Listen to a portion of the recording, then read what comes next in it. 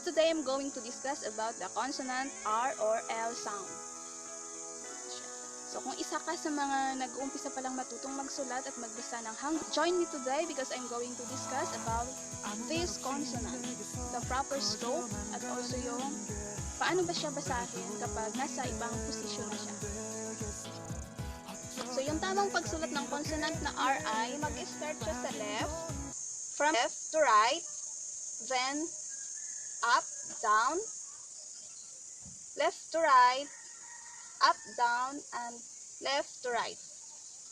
Sound R or L sound. Example natin ay yung mal.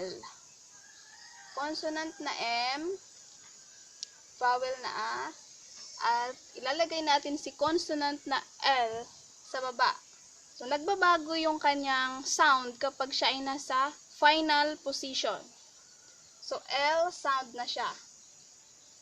Isa pa ay hal.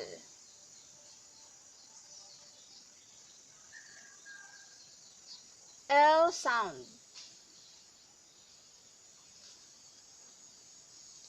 Ngayon, magbabago siya kapag siya ay nasa gitna. Example natin ay ara. Ara. So, R sound. Isa pa ay saranghe.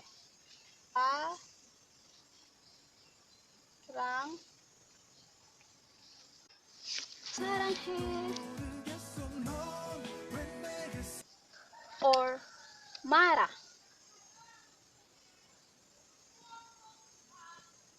Mara. So, R sound. Paano kapag magkasunod silang dalawa? Halimbawa ay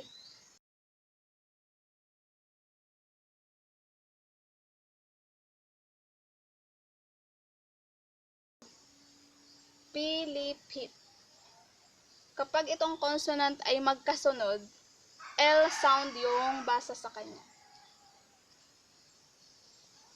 Panghalimbawa natin ay yung shirihamnida.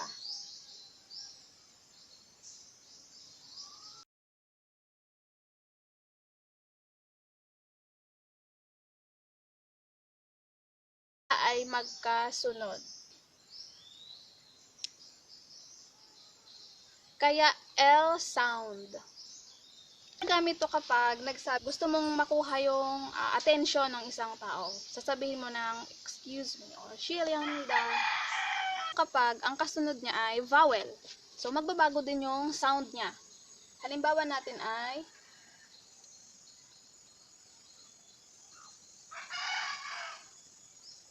so yan. Ionada. To wake up. To get up. L, nandito siya sa final position, pero kasunod niya ay vowel na O. So, pag kinunin siya, magiging R sound siya. Ironada. Isa pang halimbawa ay Aranayda. Aranayda.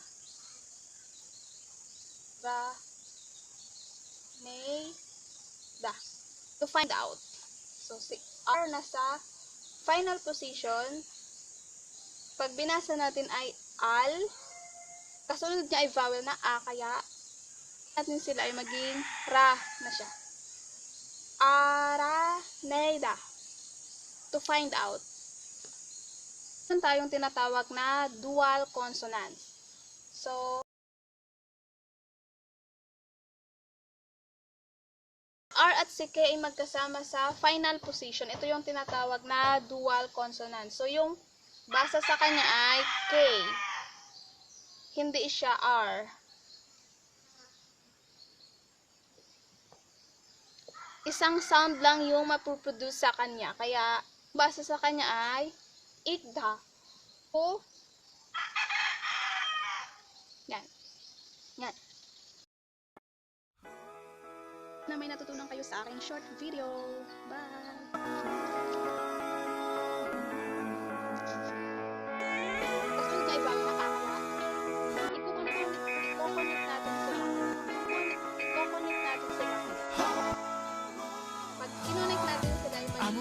Pro na siya. Pag kinunik natin sila ay maging ra na